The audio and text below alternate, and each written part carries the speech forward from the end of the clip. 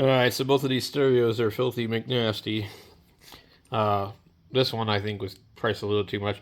However, if you look these up on eBay, I seen one for $75 just for parts. Working one, $600.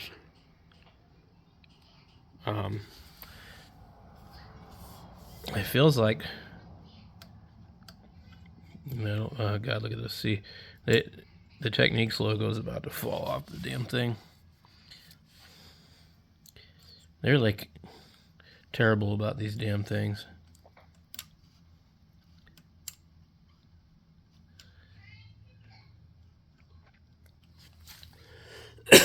Anyway, this one would be probably hard to sell. It's really heavy if you get somebody to pick it up locally. And this one here ain't worth nothing, but it was $2. Look at that. I mean, it just, I see a ton of these that they just show up looking like this. It's just like sad. Like, I don't know what these people do to these things, but I mean, they beat the fucking piss out of them. I'm gonna say it probably doesn't work. The HDMI board is probably bad or something. I really wouldn't care if the HDMI board was bad. It wouldn't bother me one bit. But what in the hell happened here? You just left it in the mud somewhere? Oh, and then look at this.